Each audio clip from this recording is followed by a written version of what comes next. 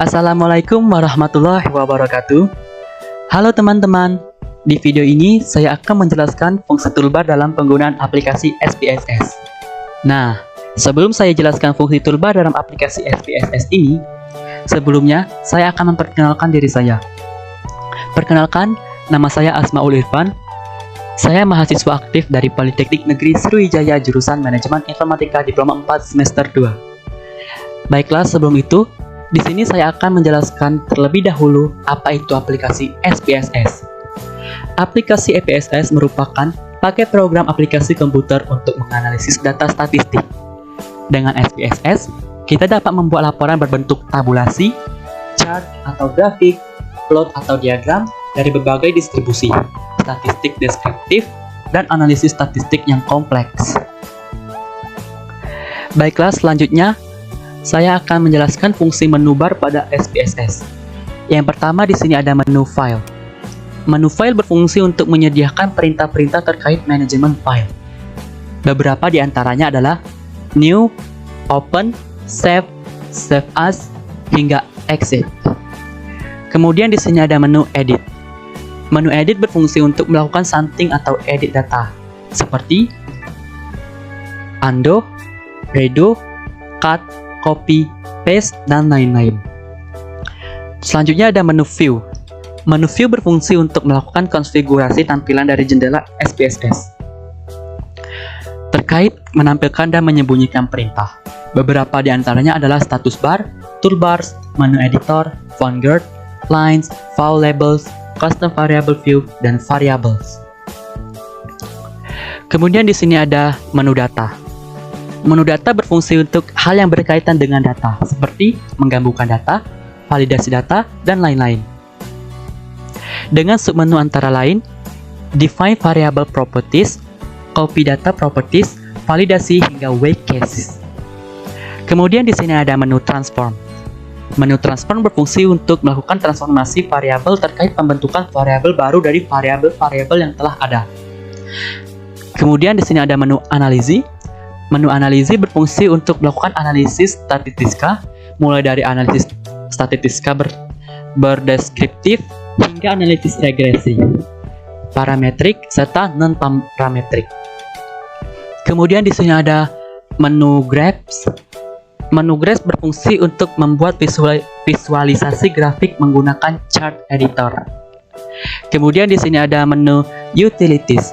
Menu utilities berfungsi untuk menampilkan informasi data serta menjalankan script. Kemudian di sini ada menu extension. Pada menu extension berfungsi untuk menyediakan paket instalasi SPSS lainnya, baik aplikasi modul dan extension. Pada menu Windows berfungsi untuk menyediakan perintah terkait jendela SPSS. Misalnya split, pengganti active Windows, mengatur tampilan awal atau reset, dan minimize. Yang terakhir ada menu help. Pada menu help ini berfungsi untuk menyediakan informasi dan bantuan penggunaan perangkat lunak SPSS. Baiklah, selanjutnya saya akan menjelaskan fungsi dari toolbar pada SPSS. Yang pertama ada open data document. Pada open data document ini berfungsi untuk membuka file yang tersimpan sama dengan perintah file open data. Kemudian di sini ada save this document, berfungsi untuk menyimpan file yang sedang aktif. Dan di sini ada print, berfungsi untuk mencetak data yang aktif pada data views. Selanjutnya ada recall recently used dialog, berfungsi untuk memanggil dialog perintah yang sering digunakan. Kemudian ada undo, berfungsi untuk membatalkan perintah. Dan redo, berfungsi untuk mengembalikan perintah yang telah dibatalkan sebelumnya. Kemudian di sini ada go to case, berfungsi untuk berpindah atau menyorot suatu kasus yang spesifik. Kemudian di sini ada go to variable, yang berfungsi untuk menyorot variabel tertentu atau yang spesifik. Kemudian di sini ada variable. Variabel berfungsi untuk melihat informasi setiap variabel pada lembar kerja yang aktif. Kemudian di sini ada run descriptive statistik, menjalankan fungsi statistika deskriptif yang secara default menampilkan frekuensi data. Variabel yang disorot pada lembar kerja aktif akan diproses untuk analisis statistika deskriptif. Kemudian di sini ada find.